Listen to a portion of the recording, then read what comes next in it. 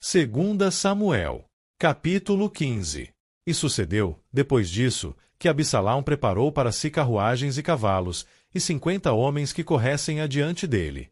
E Absalão se levantou cedo, e se pôs ao lado do caminho do portão. E assim foi que, quando qualquer homem que tinha uma controvérsia vinha até o rei para juízo, então Absalão o chamava, e dizia: De que cidade és tu? E ele dizia: O teu servo é de uma das tribos de Israel. E Absalão lhe dizia: Vê, as tuas questões são boas e retas, porém não há homem algum designado pelo rei para te ouvir. Absalão disse ainda: se eu fosse feito juiz na terra, para que cada homem que tivesse qualquer processo ou causa pudesse vir até mim, e eu lhe faria justiça. E assim foi que, quando qualquer homem dele se aproximava para lhe prestar reverência, ele estendia a sua mão, pegava-o e o beijava. E deste modo fazia Absalão a todo Israel que vinha até o rei para juízo. Assim Absalão roubou os corações dos homens de Israel. E sucedeu que, depois de 40 anos, Absalão disse ao rei: Rogo-te, deixa-me ir pagar o meu voto, o qual votei ao Senhor, em Hebrom. Porque o teu servo votou um voto enquanto eu permaneci em Jesur, na Síria, dizendo: Se o Senhor me trouxer de volta a Jerusalém, então servirei o Senhor. E o rei disse a ele: Vai em paz. Então ele se levantou e seguiu para Hebrom. Absalão, no entanto, enviou espiões a todas as tribos de Israel, dizendo: Tão logo ouvirdes o som da trombeta, direis: Absalão reina em Hebrom. E com Absalão foram 200 homens de Jerusalém, que foram chamados, e eles foram na sua simplicidade, e não sabiam de nada. E Absalão enviou a Aitofel, o Gilonita, o conselheiro de Davi, da sua cidade de Giló, enquanto ele oferecia sacrifícios. E a conspiração foi forte, porque o povo aumentava continuamente com Absalão.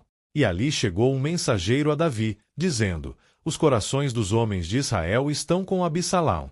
E Davi disse a todos os seus servos que estavam com ele em Jerusalém: Levantai-vos e fujamos, pois, de outra sorte, não escaparemos de Absalão.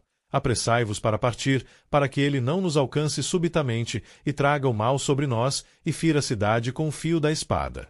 E os servos do rei disseram ao rei: Eis que os teus servos estão prontos para fazer qualquer coisa que o meu senhor, o rei, indicar. E o rei seguiu, e após ele toda a sua casa. E o rei deixou 10 mulheres, as quais eram concubinas, para cuidar da casa. E o rei se foi, e após ele todo o povo, e esperou em um local afastado. E todos os seus servos passaram adiante dele. E todos os quereteus, e todos os peleteus, e todos os geteus, 600 homens, os quais vieram atrás dele desde Gate, passaram adiante do rei. Então disse o rei a Itaí, o geteu: Por que tu vais também conosco? Retorna ao teu lugar, e permanece com o rei, porque tu és um estrangeiro, e também um exilado. Posto que vieste somente ontem, deveria eu, hoje, fazer-te subir e descer conosco? Vendo que vou para onde posso, retorna, e traz de volta os teus irmãos, misericórdia e verdade sejam contigo. E Itaí respondeu ao rei, e disse: Como o Senhor vive, e como meu senhor, o rei, vive, certamente no lugar em que o senhor, o rei, estiver, seja na morte ou vida, ali também estará o teu servo. E Davi disse a Itaí: Vai e atravessa. E Itaí, o geteu, atravessou, e todos os seus homens, e todos os pequeninos que estavam com ele. E toda a terra chorou com voz alta, e todo o povo atravessou. O rei também atravessou o ribeiro de Cedrom, e todo o povo atravessou, em direção ao caminho do deserto. E eis que também Zadok, e todos os levitas estavam com ele, carregando a arca do pacto de Deus, e eles assentaram a arca de Deus, e Abiatar subiu, até que todo o povo terminou de sair da cidade. E o rei disse a Zadok: Carrega de novo a arca de Deus para dentro da cidade. Se eu achar favor aos olhos do Senhor, ele me trará de novo, e me mostrará tanto ela, quanto a sua habitação. Mas se ele assim disser: Não tenho em ti deleite algum, eis que aqui estou, que ele faça comigo como bem lhe parecer. O rei disse também a Zadok, o sacerdote: Não és tu um vidente?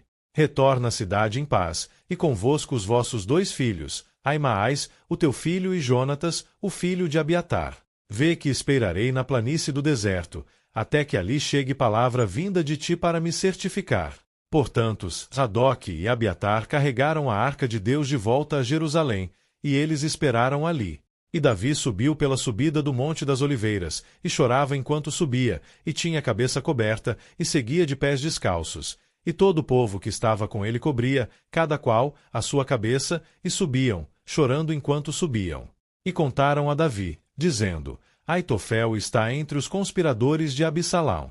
E Davi disse: Ó Senhor, rogo-te, torna em loucura o conselho de Aitofel. E sucedeu que, quando Davi chegou ao topo do monte, onde ele adorava a Deus, eis que Uzai, o arquita, veio encontrá-lo com as suas vestes rasgadas e terra sobre a sua cabeça. A quem Davi disse: Se passares adiante comigo, então tu serás um fardo para mim. Mas, se retornares à cidade, e disseres a Absalão: Serei teu servo, ó rei, como eu fui servo do teu pai até aqui, assim serei, agora, também teu servo.